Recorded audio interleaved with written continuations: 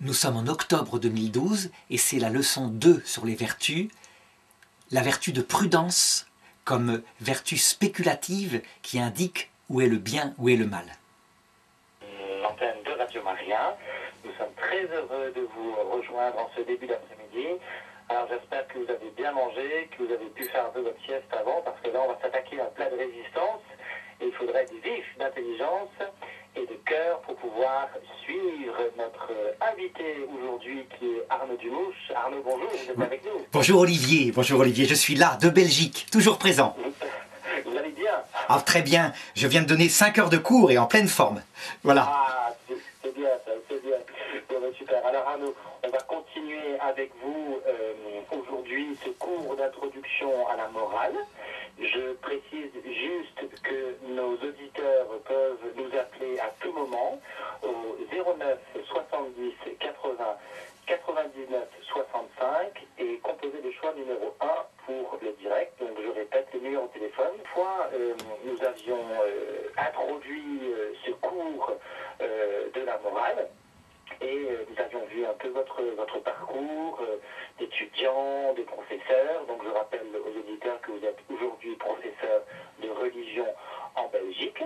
Et nous avions donc dressé un peu le tableau que nous allons étudier toute cette année par rapport spécifiquement aux vertus morales. Et aujourd'hui, Arnaud, il me semble peut-être intéressant de se demander si on va parler de la morale toute cette année, des vertus morales, pardon, qu'est-ce que finalement la morale humaine, hein? Je crois que c'est peut-être une question préalable à se poser avant d'attaquer de but en blanc les vertus morales. Peut-être nous poser la question, qu'est-ce que la morale humaine? Alors c'est vrai qu'en France, Arnaud, je ne sais pas si vous aviez suivi notre actualité récemment. Vous savez qu'il y a François Peillon, le ministre de l'Éducation, qui a déclaré il y a récemment qu'il veut instaurer un enseignement de morale laïque à l'école. Alors on ne voit pas trop ce que ça veut dire, nous. Donc il faudra préciser un peu ce que c'est la morale laïque pour M. Peillon.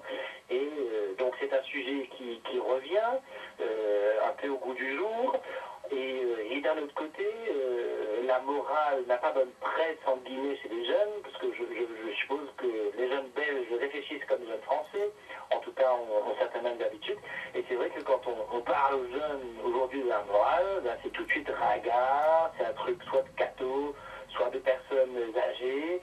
Donc la morale, c'est cette chose qui nous empêche d'être libres, c'est d'adhérer de manière extérieure à des valeurs qui viennent restreindre notre liberté.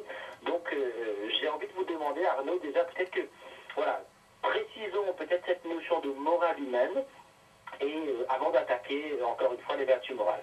Alors, oui, je voulais vous dire par rapport à ça, par rapport à l'actualité en France, que d'ailleurs en Belgique, on suit, en Wallonie en tout cas, je dirais presque, on suit davantage la politique française presque que la politique belge. Et alors, je dirais que on a été très intéressé par cette idée de morale laïque. Nous, en Belgique, on a un cours de morale laïque qui est proposé dans les écoles publiques à ceux qui ne sont pas religieux. Par contre, ce qui a été très intéressant, c'est de voir que le débat tout de suite a abouti sur 50 conceptions de la morale. Comme s'il n'y en avait pas. Et je vais vous dire mon avis. Mon avis, c'est que quand on dit la morale, c'est ringard, c'est en fait la génération qui actuellement est au pouvoir en Belgique comme en France, une génération qui a eu 20 ans autour de mai 68, qui a donc un peu plus de 60 ans, qui s'accroche au pouvoir, qui dit ça. Mais quand vous regardez les jeunes, et que véritablement vous donnez par exemple un enseignement comme cela, ils sont dans une toute autre perspective en général. Je ne dis pas tous les jeunes, mais disons la majorité est tout à fait différent pour une raison simple. C'est qu'on dirait qu'il y a un effet balancier. À savoir, mai 68, c'est la réaction à ce qui s'est passé 40 ans plus tôt, et même je dirais la première moitié du XXe siècle, c'est-à-dire l'excès du côté de l'autorité, la discipline. Vous voyez, des valeurs, je dirais, presque paternelles. Du coup, ça a donné 2 guerres mondiales, ça a traumatisé l'Europe, et bien 20 ans plus tard, après la fin de la Seconde Guerre mondiale, il ne faut pas s'étonner qu'une génération prenne les valeurs absolument inverses. Donc au lieu d'autorité, c'est liberté, au lieu de sacrifice, c'est plaisir, etc. Mais c'est une réaction psychologique. Donc cette génération-là, si on avait donné cours de morale à l'époque, c'était même pas la peine d'essayer. Ils ne voulaient parler que de liberté, comment se débarrasser de l'autorité des parents, etc. Maintenant, 50 ans plus tard, Moi, avec mon expérience, alors évidemment, c'est une école catholique, j'ai quand même un bon milieu, de l'immigration italienne, donc des gens qui ont encore une certaine culture familiale, c'est plus du tout leur question. C'est incroyable, ça n'a plus rien à voir. Ils veulent une structure. Et regardez, la preuve, enfin on pourrait dire presque le signe de ça, c'est l'histoire de Diams, cette semaine, que vous avez eue en France. Regardez, pourquoi est-ce que cette jeune fille qui chante, qui est déstructurée, qui est pleine d'angoisse, qui chante la révolte contre la société, trouve tout d'un coup l'équilibre, la paix intérieure dans quelque chose de structuré, structuré au point qu'elle n'a plus qu'à obéir. Ben, c'est la réaction de Balancier. Ça veut dire qu'elle avait besoin de choses simples, elle l'a trouvé dans l'islam, parce que l'islam, évidemment, donne des commandements simples à suivre. Vous les suivez, vous êtes sauvés. Le christianisme, il nous livre davantage notre liberté. Eh bien, voilà, et ça l'a comblée, ça l'a rassurée, elle est équilibrée. Ça montre bien qu'il y a un phénomène de Balancier, et qu'on peut parler de la morale à l'heure actuelle. On peut. Vous allez voir d'ailleurs dans ce dont on va parler aujourd'hui. Et Arnaud, peut-être avant d'attaquer ça, qu'est-ce qui fait que finalement cette morale a été tant rejetée par la génération qui nous précède? J'ai envie de dire, s'ils l'ont rejetée, c'est que quelque part il y avait une sorte de caricature de la morale, on leur a enseigné une caricature de la morale, mais d'où est-ce que cela vient et pourquoi en sont-ils arrivés, on va dire, la génération qui nous précède à ce rejet tellement fort de la morale? Eh bien, voilà, c'est exactement ça. Je pense que, au cours des générations, si on remonte, je dirais presque, on peut remonter presque au Moyen-Âge, on voit des successions d'excès du côté de l'autorité, parce que ça rassure, donc une sorte de besoin presque pharisien d'avoir des vertus. Et ça, par réaction à un autre excès qui arrive souvent après, à savoir un excès de liberté. Et on constate que là où les gens sont bien, c'est quand il y a, de manière équilibrée, autorité et liberté. Vous voyez, le schéma taoïste, ça remonte à 4000 avant Jésus-Christ, du yin et du yang. Autorité et douceur. Autorité, pardon, et amour. Douceur et force. Et dans la force, un point de douceur. Et dans l'autorité, pardon, dans la douceur, un point d'autorité. Je pense que ça correspond à la nature humaine. Et quand on fait quelque chose qui est excessif, ce qui a été le cas au début du XXe siècle, disons de 1880 à 1945, ça veut dire des valeurs où c'est quasiment la nation qui est le Dieu, on sacrifie des générations entières à ce Dieu Moloch qui s'appelle la nation, sans aucune finalité, ben, il y a une réaction de la nature humaine. La nature humaine ne peut supporter les excès. Regardez, les fils de SS en Allemagne étaient des beatniks qui avaient les cheveux longs. Jusque dans le physique, c'était l'opposé. Eh bien, attendez-vous à ce que les fils d'islamistes terroristes actuellement, je ne parle pas des musulmans, je parle des islamistes, d'ici donc la prochaine génération, soient peut-être dans une révolte et un rejet complet de l'islam. Une sorte de mai 68, parce qu'un excès ne dure jamais. L'homme, il est fait pour le juste milieu. Et nous allons voir que la première vertu, la vertu cardinale première qu'on appelle la prudence, c'est ce qu'elle découvre en premier, que la vérité morale est dans le juste milieu. Voilà comment j'analyserais. Vous voyez, phénomène sociologique, le phénomène de Balancier, une loi toute simple. Je peux vous la décrire à d'autres époques. Regardez Louis XIV. C'est pareil. Il a une phase où il donne le modèle, il couche avec tout le monde dans le château de Versailles. Puis il a la phase Madame de Maintenon où c'est complètement vertueux, qui dure peut-être plus de 20 ans. Résultat, il meurt, vient le régent. C'est complètement le laxisme sexuel, c'est les partous partout. Et c'est à chaque fois comme ça. Un excès, dans la noblesse en l'occurrence, le peuple français était plus dans le juste milieu, mais en tout cas un excès dans la noblesse provoque souvent l'autre excès, la génération suivante. D'accord. Alors Arnaud, rentrons pleinement dans le sujet. La morale, à vos étudiants, à vos lycéens, comment est-ce que vous amenez le sujet de la morale sur le tapis, j'ai envie de dire? Qu'est-ce qui suscite chez eux l'intérêt pour pouvoir parler de ce sujet? Alors, je dirais que eux, concrètement, c'est véritablement réussir leur vie de famille. Je veux dire, si vous regardez les sujets principaux de la génération de mai 68, c'était la liberté, me séparer de l'autorité barbante de mes parents, faire ce que je veux quand je veux, c'était vraiment leur problématique. Vous regardez les jeunes actuellement, ceux que j'ai, hein, je ne parle pas de tous évidemment, c'est de la psychologie, mais la majorité, en tout cas dans l'école où je suis, et même autour de moi, réussir leur vie de famille. Ils veulent, ils essayent, ils ont plein d'échecs parce qu'ils sont fragiles. Mais l'intention, c'est que s'ils pouvaient trouver les trucs pour pas qu'il y ait de rupture. D'ailleurs, vous regarderez sur Facebook, c'est chez les adolescents, chez les jeunes, c'est que ça. Je suis en couple, je ne le suis plus, c'est compliqué. Véritablement. Donc, vous voyez, quelque chose qui ferait pâlir de honte la génération des féministes de mai 68. Elle, l'homme, c'était quasiment l'ennemi pour les filles à cette époque-là, enfin pour un certain milieu qui avait pris le côté médiatique. Actuellement, les jeunes filles sont comme les jeunes filles de toujours. Elles veulent trouver quelqu'un qui soit fort et délicat à la fois et qui dure. Et les garçons, évidemment, quand ils sont éduqués, ils veulent trouver une fille qui soit fidèle, qui soit à la fois limpide. Vous voyez, quelque chose comme ça. Donc je dirais que c'est par là, effectivement, qu'on introduit la morale. Ils le comprennent. Par exemple, si vous avez une jeune fille qui vient vous voir, les profs sont souvent contactés par les jeunes filles, pas par les garçons, parce que les filles se confient, les garçons sont pudiques. Elle vous pose une question, ça m'est arrivé l'autre jour, je suis amoureux d'un garçon, j'en ai un autre. Je lui ai dit très simplement, tu dois choisir. Tu ne peux pas être pas bigame, puisque c'est des hommes, enfin le terme analogue. Tout de suite, ça l'a mis en place ses idées. Elle avait besoin de ce repère. La finalité, c'était que tu ne peux aimer de cette façon-là, comme ton petit copain, qu'un seul. Eh bien voilà, vous voyez, par la finalité qui est de créer un amour, voilà comment on introduit la morale actuellement. D'accord. Et donc Arnaud, donc vous parliez du mariage, donc quelque part, si je vous suis bien, la morale, c'est faire prendre conscience à la personne que d'essayer de faire prendre conscience peut-être des choses qui vont comme finaliser, qui vont comme épanouir l'être de la personne. C'est ça, on peut évoquer ça comme cela? Ah, complètement. C'est-à-dire que, véritablement, vous allez voir, il y a plusieurs manières d'aborder la morale. Je pense qu'il y en a même trois en gros, mais qu'on va aborder une par une. Mais je dirais que là, vous donnez la clé. La clé, c'est quelle est la finalité qui va être adaptée pour rendre ma personne heureuse, je veux dire épanouie, au mieux qu'il est possible en cette terre. La finalité bonne, est-ce que c'est l'argent? Est-ce que c'est le sexe pour le sexe? Est-ce que c'est l'amour d'amitié? Est-ce que l'amour d'amitié suffit?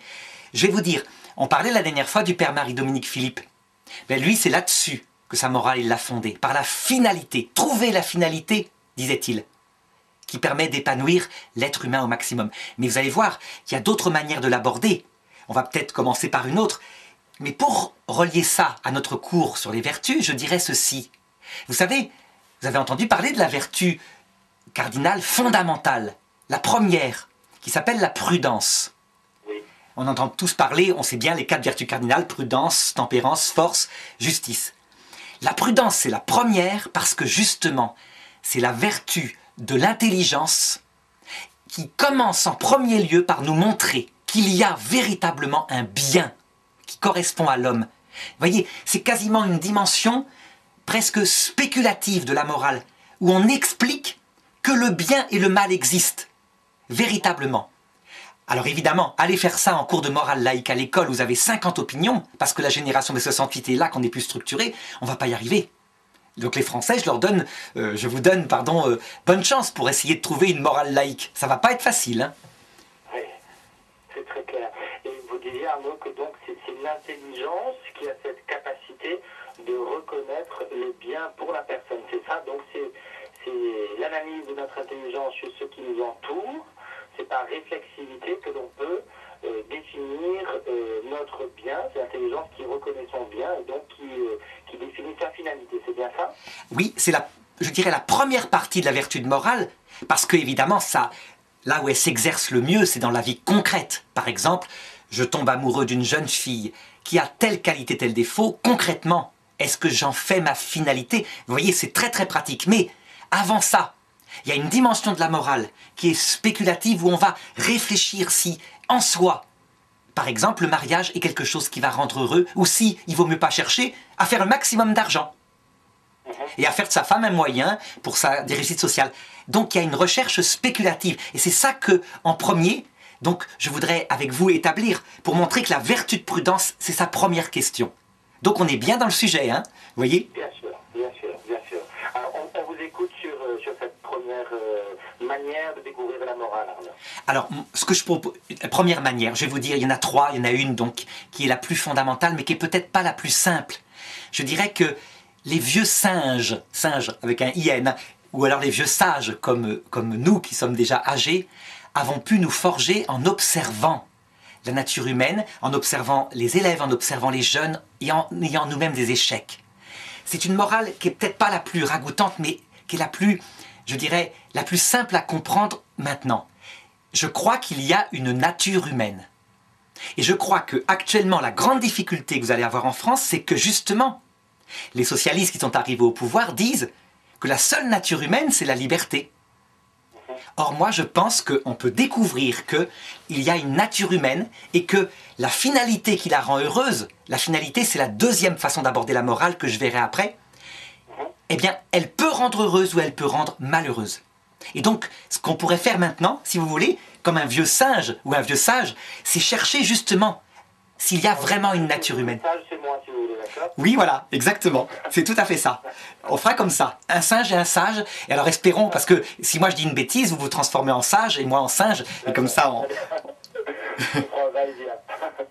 Alors voilà comment j'expliquerai les choses hein, pour la nature humaine. Regardez. Donc, on constate vraiment d'expérience, on part de l'expérience que rien qu'au niveau physique, il y a une nature humaine. Regardez notre corps, on ne peut pas lui donner n'importe quoi à manger. Actuellement, s'il y avait une nature humaine, on dirait que les médias, c'est exclusivement du côté du corps. Du coup, ne pas fumer, ne pas boire, ne pas manger trop sucré, trop salé, etc. Donc, comme si tout ce qui concerne la nature humaine s'était réduit au corps, et dès qu'on parle d'autre chose, parce qu'il y a d'autres degrés, tout de suite, opinions différentes, et puis discussions, et puis est-ce que c'est vrai? Or, ce premier degré dans l'être humain, qui est sa vie biologique, n'est que le sommet de l'iceberg. Il y a 3 autres degrés. Donc si je résume, voyez, en observant l'être humain, on constate, comme un vieux sage, ayant observé le monde, que l'être humain, on peut distinguer en lui 4 degrés d'organisation. Je dis bien 4, pas 3.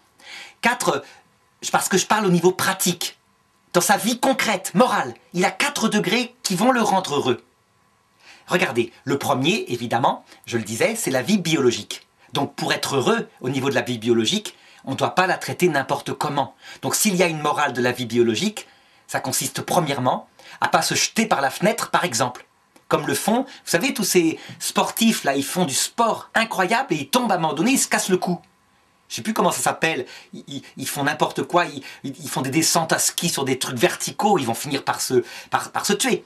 Il y a un respect du corps, parce qu'il y a une nature du corps. Oui. Voilà le premier degré évident. Mais ce n'est que le plus évident. Le deuxième degré, il nous est commun avec les animaux. On l'appelle en philosophie la vie sensible. C'est équivalent, comme autre terme, à la vie psychologique. Et cette vie psychologique, c'est tout le domaine de nos sensations et de nos sentiments. Pourquoi on l'appelle sensible? Parce que les animaux, ils ont des sensations, ils ont des sentiments, au moins les animaux supérieurs. Et vous constatez, regardez bien, que les animaux, leur vie sensible, elle a une nature. Elle ne peut pas être traitée n'importe comment. Je vais vous donner un exemple, je vais vous convaincre, vous allez voir. Et si vous n'êtes pas d'accord, hein, Olivier, vous réagissez. Et oui, absolument. Eh bien, justement, prenons l'exemple des petits singes. La dernière fois, j'avais pris l'exemple des petits chiens. Un petit singe, elle est avec sa famille dans les arbres et sa maman est tuée par un chasseur. On récupère le bébé, on l'emmène en ville parce qu'il s'accroche à n'importe quoi. Ce petit singe, il est traumatisé. Il pleure, il cherche sa maman. On constate que ce petit singe, il a besoin, pour être épanoui, de 2 amours que donne sa maman normalement. D'abord, plein de tendresse qu'il rassure. Elle l'allaite, elle le prend dans ses bras, elle le promène. Mais pas que ça. Quand il fait quelque chose qui n'est pas bien, comme par exemple téter à un moment où c'est pas l'heure, ou alors mordiller, eh bien, elle met l'autorité. Je dirais pas qu'elle donne des fessées, mais c'est quasiment ça. Il n'a pas intérêt, quoi. Et ça, ce petit bébé singe qui a tellement besoin de sa maman, ça fait un petit bébé singe équilibré. Si par contre vous le retirez à sa maman parce qu'elle a été tuée par un chasseur, on a énormément de mal à lui donner cet équilibre d'adulte. En général, les Africains, ils ont compris, vous savez ce qu'ils font? Ben, il donne une maman humaine. Ça veut dire qu'une dame africaine va le prendre, elle l'accroche à son vêtement, elle le garde avec elle, elle l'allaite en permanence, la nuit comme le jour, et elle met l'autorité. Quand il fait une bêtise, autorité. Et alors, il grandit, à un moment donné, comme un petit adolescent, il se sépare de sa maman humaine qu'a remplacée, et il devient un singe. Eh bien, regardez pour les bébés humains. C'est exactement la même chose. Les bébés humains, on le constate, il ne faut pas être grand clair. Ils ont besoin de plein de tendresse. Et je n'ai jamais connu un bébé qui n'avait pas été aimé du tout et qui soit équilibré adulte. Je dirais qu'en psychologie, c'est à 100%. Vous ne l'aimez pas, personne ne l'aime, il va être mal.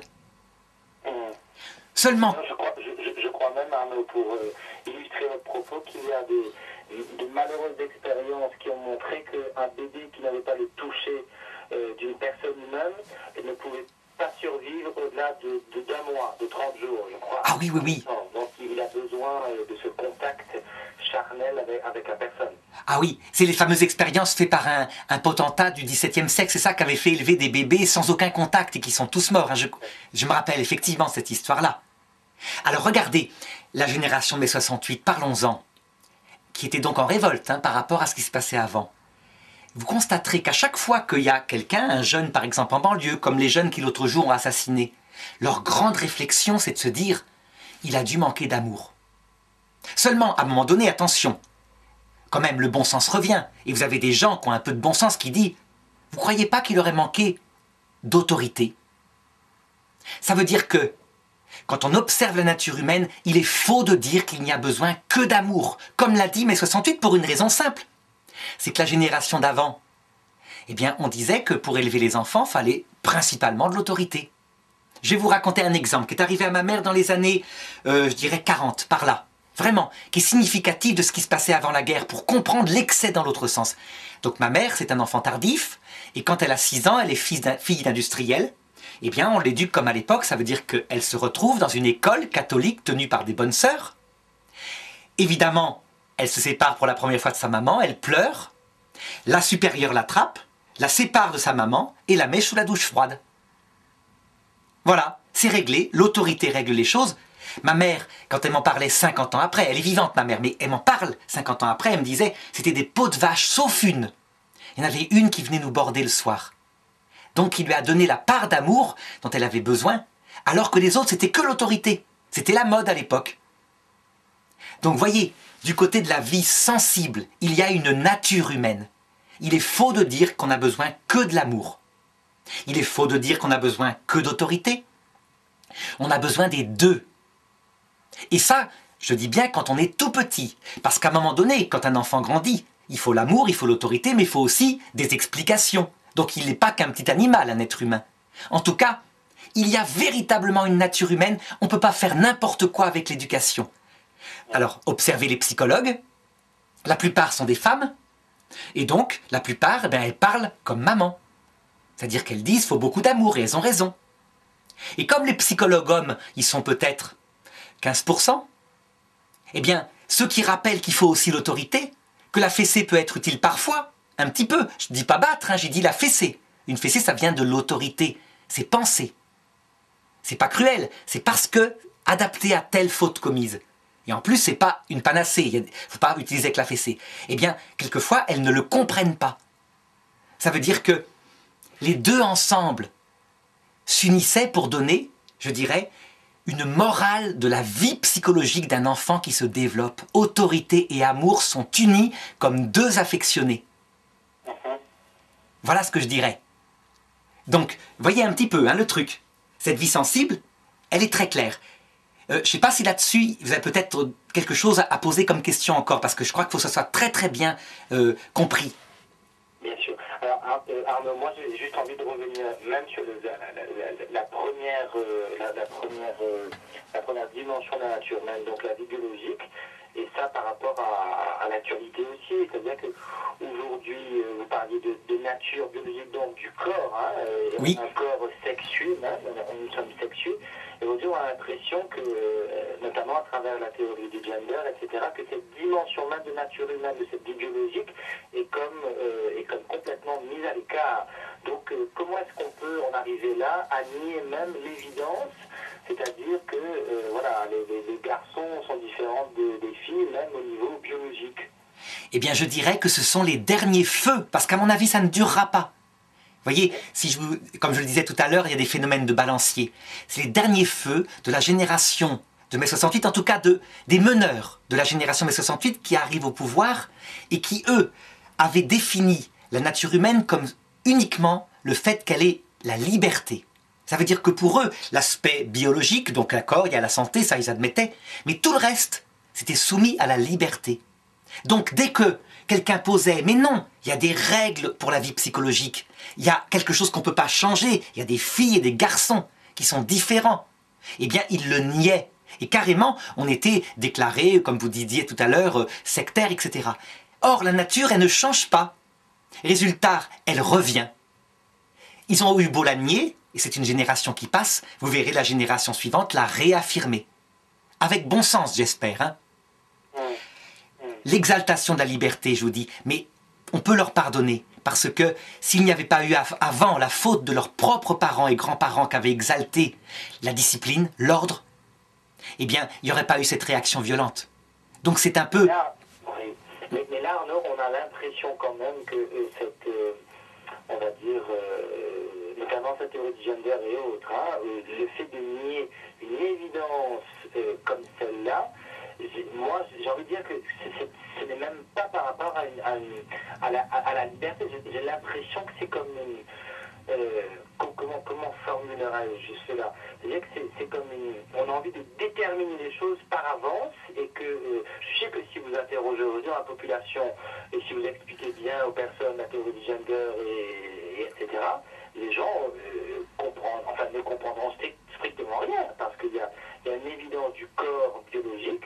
Et donc, comment faire avaler, c'est quand même incroyable d'en arriver là, à faire avaler aux gens qu'il y a, on va dire, la dimension sexuelle est une décision de la culture et ne repose pas sur la nature. C'est quand même incroyable, quoi. Ça prouve bien que ce n'est pas affaire d'intelligence qui résonne. C'est plus affaire de passion qui a subi un autre excès précédemment. Sauf qu'il y a quand même quelque chose qui est dans la logique du gender, quelque chose qui vient de l'intelligence. Ça, quelque chose qui est important, c'est le fait que ça vient toujours, vous remarquerez, dans une génération qui dit qu'il n'y a pas de Dieu, que nous venons du hasard. Mettez-vous à leur place. Imaginez, Olivier, que vous soyez athée. Dans ce cas-là, la logique première, c'est que dans 50 ans, vous retournez au néant.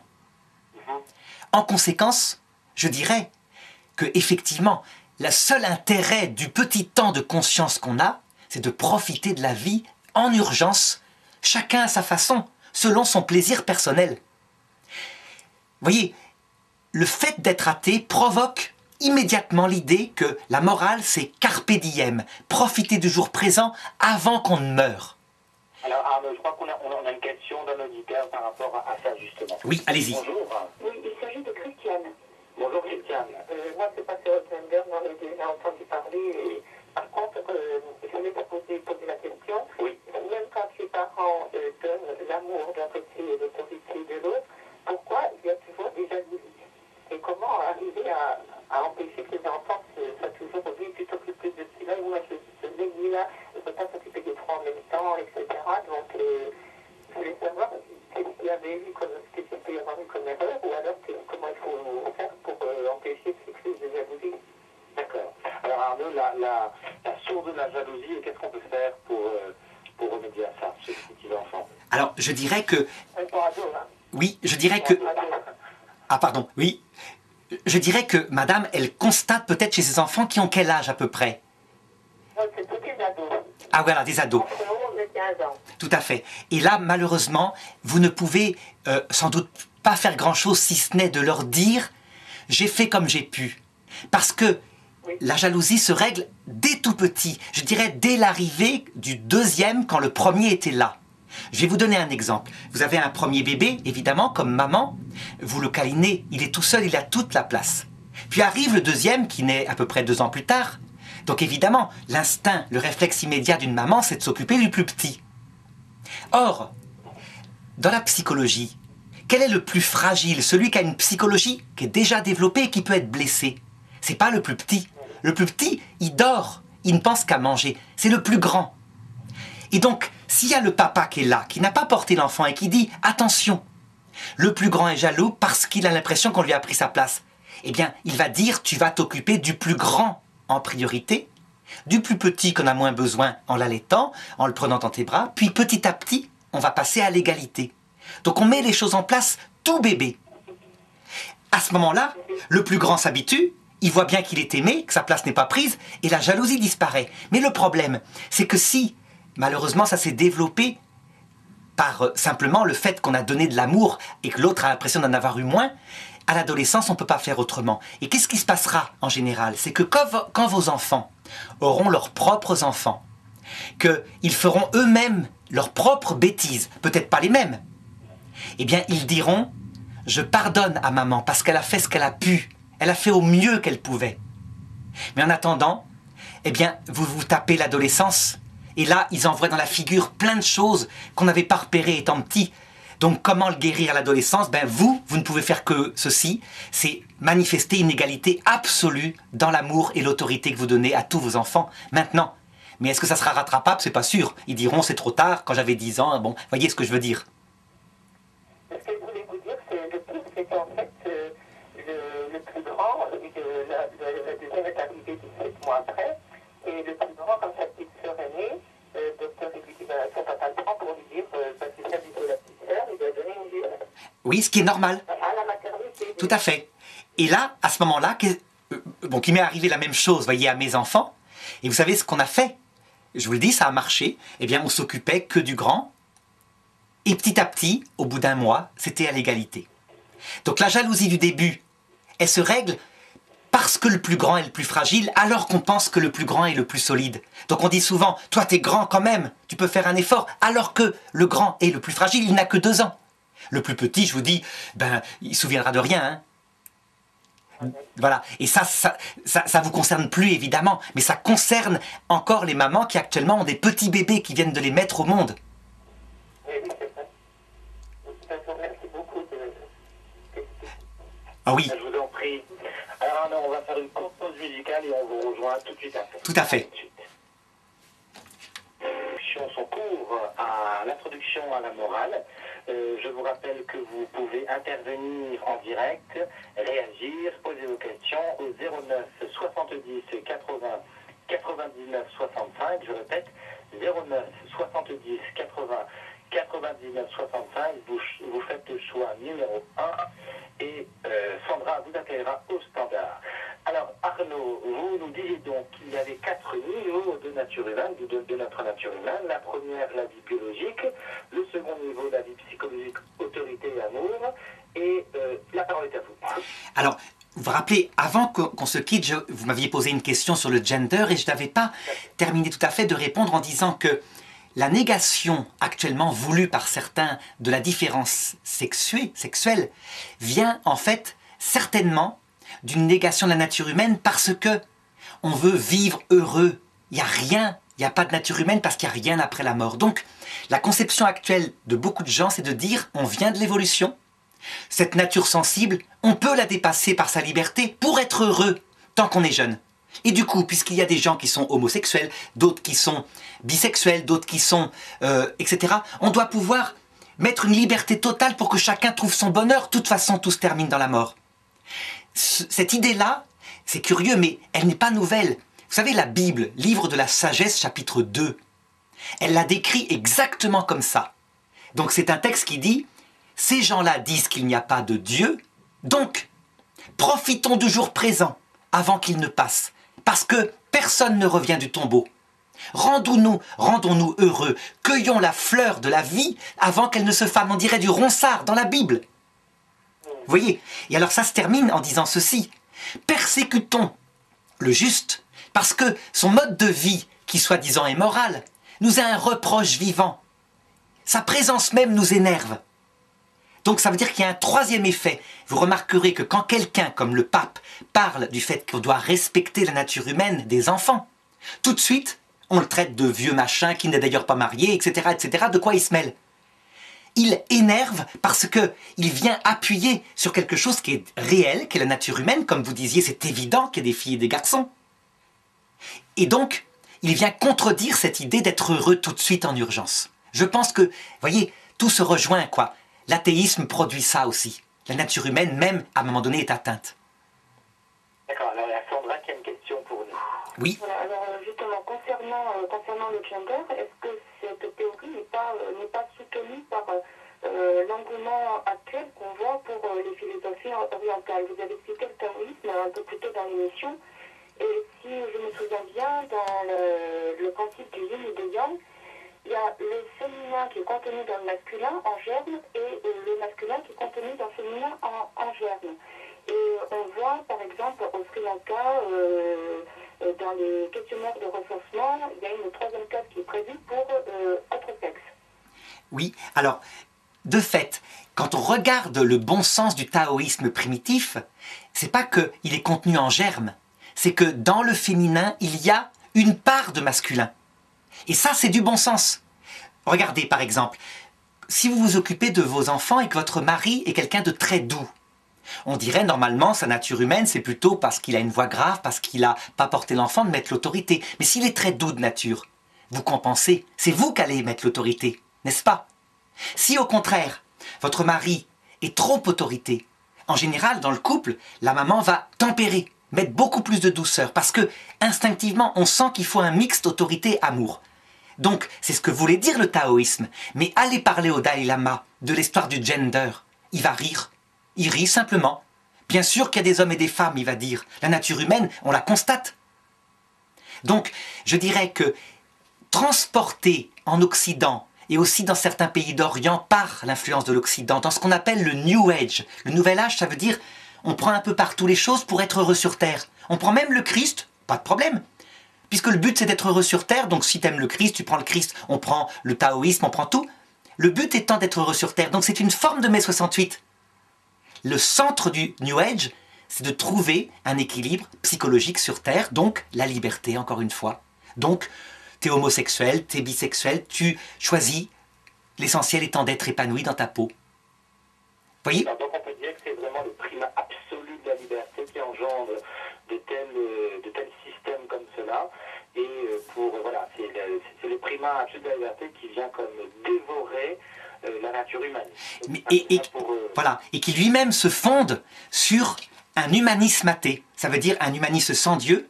À partir du moment où il n'y a pas de Dieu, il faut être heureux en urgence. Et ce n'est pas nouveau, hein. Je cite mai 68, mais je devrais parler aussi de la guerre 14. La guerre 14, c'est exactement pareil. On veut créer une nouvelle morale, il n'y a pas de Dieu. Du coup, on dit, le peuple, il faut quelque chose qui le dépasse. Et on trouve comme finalité la patrie. Même Jean Jaurès disait à l'époque, avant la guerre, la patrie, c'est la seule dignité qu'on peut laisser aux pauvres. Voyez ? Or, la patrie, c'est quelque chose d'important, mais c'est un moyen. Ça ne peut pas être le but d'une vie, c'est pas une religion. Sinon, elle dévore ses enfants. C'est ce qui s'est passé, le Moloch de la guerre 14. Un dieu mauvais, une idole. Par contre, prise comme un moyen, on aime sa culture, mais pas au point de tuer les autres, à son juste niveau. La prudence, donc la vertu de prudence politique dira, la patrie c'est génial. Donc Arnaud, pour situer dans ce deuxième niveau de la nature humaine en entrevue psychologique avec l'autorité, l'amour, on peut dire que finalement la liberté, au lieu d'être un absolu, est comme le fruit de la bonne entente entre l'autorité et l'amour et n'est pas finalement le fondement, on peut dire ça comme ça. Est-ce que vous alors, tout à fait. Dans le devenir d'un enfant, qu'est-ce qu'on fait? On commence par structurer son corps en le nourrissant, donc premier degré. On structure sa psychologie de base en lui mettant dès la naissance de l'autorité adaptée, de l'amour adapté. Et à ce moment-là, là-dessus, va tout d'un coup se fonder vers l'âge de 3 ans, ça commence, mais ça se développe beaucoup à l'âge de raison. Le troisième degré, qui est le degré de sa vie spirituelle, ça veut dire son intelligence qu'il peut comprendre et sa volonté qu'il peut choisir. Si on n'a pas structuré les 2 premiers degrés, c'est une catastrophe. Si l'enfant, par exemple, a eu de la famine, son corps est chétif, ça va pas. Mais s'il n'a pas reçu la nourriture de sa psychologie, l'autorité, l'amour, et les premières explications, ça va pas aller non plus. On peut plus rattraper. Donc je donne un exemple. Un enfant, souvent le dernier de la famille, arrive le petit dernier, il est mignon, on a bien élevé les deux autres, et donc on l'élève avec beaucoup d'amour et puis moins d'autorité, ça sert à rien, ça marche bien. Et on se retrouve à 3 ans avec un petit diable insupportable qui fait des caprices. Et on se dit, mais comment ça se fait? Les deux autres n'ont pas fait ça. En fait, on a baissé les bras. Tous les enfants ont besoin d'autorité et d'amour, et je ne connais pas de contre-exemple. En psychologie, c'est peut-être l'un des seuls cas où véritablement ça marche à 100%. Voyez, par exemple, faut-il aux enfants un père et une mère? On constate que non, il y a des enfants élevés par des mamans qui font les deux rôles héroïquement, et ça, ils s'en sortent très bien. Mais par contre, ils ont besoin d'une maman qui fasse l'autorité et l'amour. Ça, c'est à 100% vrai. D'accord. Donc, il faut vraiment cette vie psychologique saine, c'est-à-dire fondée sur l'autorité et l'amour, pour que puisse émerger la vie spirituelle, à savoir l'intelligence et la volonté, c'est ça? Voilà, et qui va être beaucoup plus libre, évidemment, si on a donné à nos enfants la nourriture de leur vie sensible. Alors d'ailleurs, quand une vie sensible est équilibrée, il y avait un psychologue qui s'appelait Piaget, un Suisse, un psychologue extraordinaire, qui disait, on constate que dans la vie psychologique, il y a 3 sentiments qui s'établissent et qui font une vie sensible qui est bien dans sa peau. Un sentiment par rapport au passé, l'enfant, il est valorisé. Je dis pas vaniteux, hein. Valorisé, ça veut dire qu'il a été aimé. Quand il a fait son collier de nouilles à la fête des mères, on l'a admiré. On lui a donné sa dose d'amour et d'autorité qu'il fallait. Au contraire, s'il n'a pas eu ça, il est, je dirais, culpabilisé. Prenez un enfant qui a été, qui a pas reçu du tout d'autorité. On se dit, mais il a été aimé, donc ça va aller. Non, il y a quelque chose qui se développe, il va pas. Parce que, par exemple, il estime que, c'est le cas des jeunes filles anorexiques, qu'elle n'est pas assez digne de ses parents. Donc elle va se chercher dans la tête des trucs, elle est culpabilisée, et on ne sait pas pourquoi. En fait, cette petite jeune fille qui était parfaite a pas reçu assez d'autorité pour structurer sa force, son tempérament sensible. Elle a eu que de l'amour, puisqu'elle avait besoin que d'amour, elle était parfaite. D'accord. Donc, Arnaud, oui, vous distinguiez dans ce 3e niveau de la nature humaine, qui est la vie spirituelle, l'intelligence et la volonté. J'aimerais que vous précisiez un petit peu ce que c'est.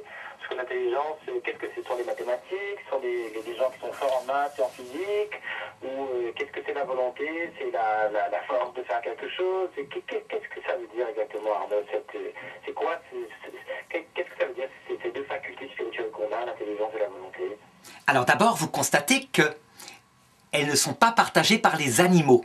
Et ça, c'est important de le remarquer. Alors certains vont objecter, mais si, les animaux sont intelligents. Ils attrapent une proie, ils trouvent des trucs pour survivre, pour se reproduire, extraordinaire. Oui, mais c'est une intelligence qui est bornée à des opérations sensibles, comme par exemple attraper de la nourriture, se nourrir, se reproduire. Par contre, l'intelligence humaine, elle a un autre niveau. Elle peut aborder tous les sujets, y compris les questions du sens de la vie, du bien et du mal. Regardez, pour vous le montrer, prenez un animal. Il a mangé, il a son petit groupe familial animal. Il peut rester 1 million d'années vivant. Imaginons que les animaux vivent 1 million d'années. Il sera heureux 1 million d'années, pas de problème. Prenez un être humain, donnez-lui à manger, donc il manque de rien. Il a son petit groupe familial, sa petite maison construite. Vous laissez vivre 1 million d'années, au bout de combien de temps il est rongé par l'angoisse? Eh bien ça, cette angoisse vient du fait que l'homme a une faculté en plus que l'animal. Il ne se contente pas de choses matérielles sensibles comme bien manger, bien boire. Il a besoin de comprendre ce qu'il fait sur Terre, de savoir où est le but de sa vie, s'il n'y a pas quelque chose de plus grand qui le rendra heureux. C'est un effet de l'intelligence humaine. L'intelligence humaine que les animaux n'ont pas, comme le prouve le fait qu'ils ne pensent pas à tous ces sujets-là. Donc en quelque sorte, ils sont plus heureux que nous. Oui, parce que c'est pas compliqué. Si on pouvait trouver un mari qu'on rend heureux uniquement avec de la nourriture et une télé, pendant toute la vie, ça serait formidable. Mais non, il y a des désirs beaucoup plus profonds qui apparaissent. Alors ça, c'est l'intelligence. Et la volonté, c'est pareil, c'est une capacité fondée sur l'intelligence de choisir librement la finalité où on mettra sa vie. Là, je parle évidemment que de l'intelligence morale, puisque c'est notre sujet. Elle a bien d'autres opérations. Elle peut faire des maths, comme vous disiez, mais aussi de la science. Elle peut connaître le monde uniquement dans le but de le connaître. Donc elle est ouverte potentiellement à toutes les opérations qu'on puisse imaginer. D'accord. Alors que l'intelligence animale qui existe, elle s'appelle l'estimative chez Aristote, elle ne sert qu'à mieux attraper sa proie, ou à mieux séduire une femelle, ou encore à mieux vivre dans son petit groupe quand il y a des relations sociales. Donc des opérations de l'immédiat, sensibles. D'accord. D'accord. Est-ce que l'animal il a conscience de lui-même, Arnaud, ou pas, ou est-ce que c'est le propre de l'homme? L'animal est conscient, mais il n'est pas conscient qu'il est conscient. Alors, je vais m'expliquer. Vous me direz, là, peut-être que nos auditeurs diront, mais comment il le sait? Alors, on a fait des observations chez des animaux les plus intelligents de tous, comme par exemple les singes anthropoïdes, donc chimpanzés, gorilles, pas les singes à queue, style mandrille, etc. Ils se reconnaissent dans la glace. Ils savent très vite que c'est eux en face. Par contre, ils n'ont pas conscience qu'ils ont conscience, ils vivent dans le présent. Par exemple, une expérience qu'on avait faite dans les années 70, il y a eu un film d'ailleurs qui a été fait là-dessus, une femme qui a voulu prouver qu'il n'y avait pas de différence entre l'homme et l'animal, entre l'intelligence humaine et l'intelligence animale. Elle a donc élevé en même temps un bébé humain et un bébé singe, en leur parlant en langage des sourds-muets, pour pas qu'il y ait d'altération de son expérience. Au début, elle avait constaté que le bébé singe était bien plus dégourdi que le bébé humain, donc il grimpait très vite. Au bout d'un an, il savait reconnaître peut-être 60 objets en leur donnant le mot en langage des sourds-muets. Le petit bébé humain, il allait moins vite. Puis arrive l'âge de 2 ans, le bébé humain se développe, rattrape le niveau du bébé singe, et à un moment donné, voilà qu'il trouve la maman du singe qui était morte. Elle était morte une nuit. Et donc la dame explique aux deux, en langage des sourds-muets, qu'elle ne se réveillera pas, mais que son âme est partie dans l'autre monde. Comme on fait avec les enfants, on ne va pas leur dire « elle va être mangée par les vers », vous comprenez bien. Le bébé humain posait comme question « et c'est où ?» C'est le ciel où il y a les oiseaux. Ah non, c'est l'autre ciel. Et le bébé singe, il secouait sa mère. Dès qu'on sortait du concret, il ne comprenait plus. Il y avait comme un mur de verre. Son intelligence à lui, c'était uniquement l'immédiat. Sa maman est là, elle doit se réveiller, donc il la secouait pour la réveiller. Et il ne comprenait pas les histoires d'âme, elle est partie dans l'autre monde puisqu'elle est là devant lui. Le bébé humain à 2 ans et demi pouvait déjà commencer à comprendre. Voilà la marque de l'intelligence humaine. Elle est spirituelle. Elle dépasse le côté sensible immédiat. Donc qu'est-ce que je fais à l'instant? Comment je vais avoir du plaisir dans 2 minutes? Elle se demande tout, y compris qu'est-ce que je fais sur Terre ultimement. D'accord. Et vous disiez que du coup la volonté, l'autre faculté de notre vie spirituelle, c'est comme cette force qui nous incline à nous projeter vers le bien que l'intelligence a reconnu, c'est ça? Oui, alors c'est comme ça que moi je la définirais, en gros, très simplement. Oui. Si tout d'un coup vous rencontrez, Olivier, une jeune fille qui va pouvoir combler votre vie, mais que vous êtes par ailleurs marié, votre intelligence, elle analyse la chose, elle se dit « je me suis engagé, elle a toujours été fidèle, ma femme, pas question que je suive mon désir sensible qui là est de l'ordre d'une tentation. » Ça veut dire que votre intelligence d'abord perçoit ce qui se passe dans votre sensibilité qui, elle, est attirée. Et votre intelligence commande alors votre volonté, qui est simplement l'intelligence qui choisit, et lui commande et lui dit « ce n'est pas bien, je ne trahirai pas ma femme, je lui ai fait une promesse, et donc j'évacue cette relation. » Vous voyez, la volonté, elle suit l'intelligence. Elle n'est pas une volonté qui s'implique, qui se donne des règles comme ça, bêtement, comme on faisait au 19e siècle.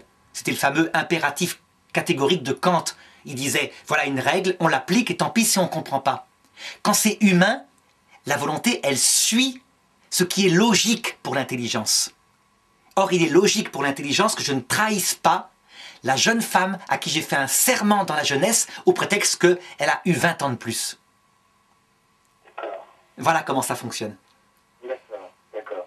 Donc ça, c'est notre 3e niveau de la nature humaine, vie spirituelle. Alors, vie spirituelle, oui, je disais bien, qui elle, a comme finalité justement de réfléchir à ce qui est le bien et le mal, ce qui est propre à l'homme. Voilà, c'est ça. Hein? Si je peux comparer la vie sensible, elle cherche 3 sentiments équilibrés que disait Piaget, donc valorisation, autonomie dans son présent, on est bien quand on est autonome, et puis sécurité par rapport au futur. Voilà une psychologie équilibrée. Donc, par exemple, on gagne de l'argent, ça nous donne un sentiment de sécurité, notre vie psychologique s'épanouit. Notre vie spirituelle ne se contente pas de ça. Elle a une nature supérieure, elle veut quelque chose de plus grand que simplement de l'argent et ce sentiment de sécurité. Et là, elle va découvrir que son bien, c'est l'amitié. Une personne humaine qui peut réagir, qui a des pensées spirituelles, c'est la seule chose qui peut la combler. De l'or dans une caisse, du plaisir de tous les côtés. L'intelligence spirituelle et la volonté entrent à un moment donné en famine. Ça ne va pas, c'est un bien inférieur. Voilà, donc je dirais qu'il y a quelque chose de particulier que les jeunes comprennent bien, ils disent c'est la vie de famille qui comble notre vie spirituelle, notre vie sensible et notre vie corporelle. D'où ce que je disais tout à l'heure, leur désir de la réussir. Et ils y arrivent difficilement, malheureusement. D'accord, d'accord. Donc ce sont les deux grandes finalités. Hein. La grande finalité de l'amitié qui vient comme récapituler, qui vient unifier nos deux facultés spirituelles. C'est ça, non? Au niveau pratique, hein, au niveau concret. Parce qu'il y a bien d'autres finalités, on les verra. Il y a des vertus intellectuelles, des vertus artistiques. Mais au niveau de la vie morale, oui. Je crois qu'on découvre vite que ce qui comble la vie spirituelle, c'est une vie de famille, une amitié profonde. Mais alors remarquez, là je voudrais poser une objection. Vous avez constaté qu'il y a des personnes qui ont à peu près 40 ans, qui ont une femme adorable, je prends l'exemple d'un homme, hein, aimante, qui ont des enfants bien élevés, donc ils ont donné l'autorité et l'amour. Et puis à 40 ans, la maison est remboursée, et tout d'un coup, ils s'angoissent. Et j'ai même vu récemment, en Belgique, à Châtelet, une jeune femme, elle a retrouvé son mari qui s'était pendu dans la cave alors que tout allait bien. Qu'est-ce qui se passe? Alors qu'il a une vie de famille, comme je viens de l'indiquer, qui fait qu'il ne va pas bien. Cela semble indiquer que la vie de famille, elle comble la vie spirituelle, l'amitié aussi, mais qu'elle ne la comble pas entièrement. Et c'est là que va intervenir ce qu'on découvre, le 4e degré de la vie pratique de l'homme, que j'appellerais, entre guillemets, le degré mystique. Ça vient de mystérieux, c'est-à-dire qu'on ne le comprend pas. En gros, quand une personne qui a tout vient vous voir et vous dit « Je vais mal, j'ai envie de mourir, à quoi sert la vie ?» Ben vous lui dites « Mais ça va pas, t'as une femme qui t'aime, t'as des enfants, super, qu'est-ce qui t'arrive ?» On ne comprend pas, c'est mystérieux. Eh bien, ce 4e degré, c'est un désir qui fait aspirer à quelque chose de plus grand, de plus beau, de mieux, d'éternel. Il y avait un philosophe au 19e siècle qui avait constaté ça, il s'appelait Feuerbach, il avait dit « Ben, regardez, c'est pour ça qu'ils ont inventé le christianisme. La nature humaine, elle est comme ça, elle a des désirs mystiques, du coup, le christianisme, ça correspond exactement à ce que désire le peuple dans sa vie mystique, donc ils ont inventé une religion qui est une projection des désirs mystiques. » Et certains avaient répondu à Feuerbach « Mais non, c'est parce que le cœur humain est créé pour quelque chose ou quelqu'un d'éternel, de plus grand, qui n'est pas simplement dans le quotidien familial, une beauté absolue, qui est toujours renouvelée, qui n'ennuie jamais, qu'il n'arrive pas à se contenter de sa vie de famille. Et quand il a la vie de famille la plus épanouie, l'angoisse le prend parce que ne serait-ce, à un moment donné, sa femme peut mourir. Et donc il se demande, est-ce que je la retrouverai de l'autre côté? C'est aussi le propre de l'homme. C'est le 4e degré, le degré mystique, et c'est un degré qui fait partie de la vie spirituelle. L'animal ne l'a pas. D'accord, d'accord. Donc, d'accord, cette vie mystique, c'est vraiment cette soif, c'est ce cri finalement de notre être le plus profond qui aspire à quelque chose de plus grand, d'infini, que même une famille des plus unies ne pourra jamais donner finalement. Donc tant que, comme Saint Augustin, tant que notre cœur ne repose en toi, nous n'avons pas la paix, quoi. Hein. C'est un peu ça. Tout à fait. D'ailleurs, ce 4e degré, on le doit à Saint Augustin. C'est exactement ça. C'est lui qui l'a découvert, en disant, il y a bien 3 degrés de vie dans l'homme, hein, physique, sensible, spirituel. Mais la vie spirituelle, il y a quelque chose de mystérieux en elle. C'est pas seulement l'amitié. Il n'était pas le premier. Aristote, à son époque, vous savez ce qu'il disait? Il disait, qu'est-ce qui peut combler le cœur de l'homme, donc sa nature humaine complète? C'est l'amitié, mais il faut aussi la sagesse. La sagesse, ça veut dire un minimum de réponse aux questions. Qu'est-ce qu'il y a après la mort? Est-ce que je vais retrouver les miens? Est-ce qu'il y a un créateur? Si l'homme n'a pas la sagesse, disait Aristote, un minimum, alors il est rongé par une angoisse. Et saint Augustin le décrit bien dans son livre. Et je dirais que Diams, la chanteuse française, elle en est l'image carrée. Elle avait tout au niveau argent.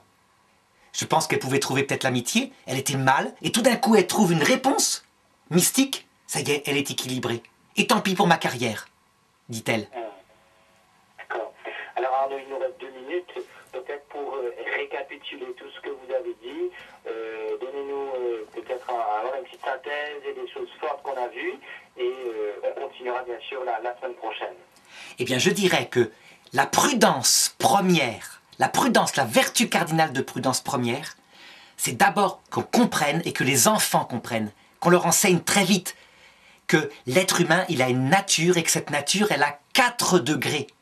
Que si on néglige un de ces degrés, lequel, n'importe lequel, on aura des conséquences gravissimes. À l'heure actuelle, on ne néglige pas le corps. On néglige en partie la sensibilité en croyant que les enfants n'ont besoin que d'amour. La vie morale, la génération nouvelle, des jeunes, elle veut la redévelopper. Elle veut redécouvrir la vie de famille solide. Mais par contre, cette génération nouvelle, elle néglige le 4e degré, à savoir, est-ce qu'il y a un sens à la vie? Est-ce qu'il y a un Dieu? Est-ce qu'on retrouvera ce qu'on aime? Et du coup, c'est une génération bouffée par l'angoisse. Les psychologues se développent à fond. Eux, ils cherchent, en se grattant la tête, d'où vient cette angoisse. Et personne ne pense qu'en fait, ces pauvres jeunes n'ont pas de sens ultime à leur vie. Leur 4e degré est dans la famine. Comme disait Jésus, l'homme ne se nourrit pas seulement de pain, mais de toute parole qui sort de la bouche de Dieu, ce qui veut dire très concrètement, savoir ce qu'on fait sur terre. Donc voyez, la famine numéro 4, je ne crois pas que ça sera la génération suivante qui va peut-être la guérir, à moins qu'un miracle se produise, et que tout d'un coup ces jeunes redécouvrent la religion de leur enfance. Par contre, s'ils ne la redécouvrent pas, eh bien ils auront une angoisse perpétuelle au long de leur vie. Donc je dirais que la prudence, quand on élève des enfants, c'est de comprendre ces 4 degrés et de leur donner tout ce qu'il faut pour qu'ils le réalisent au mieux. Voilà la vertu première de la prudence, le premier aspect qu'elle doit trouver. D'accord. Arnaud, merci pour cet éclairage que vous nous avez donné aujourd'hui. Nous avons hâte d'arriver à la semaine prochaine. Alors, je rappelle aux éditeurs qui nous ont suivis qu'ils peuvent réagir en direct. Alors là maintenant c'est trop tard, mais la semaine prochaine, n'hésitez pas à préparer vos questions pour poser vos questions dès le début de l'émission. Comme cela, Arnaud pourra réagir et vous orienter. Arnaud, merci. Passez une très bonne semaine. Merci beaucoup Olivier, merci. À la semaine prochaine. Et on se dit à la semaine prochaine. Voilà.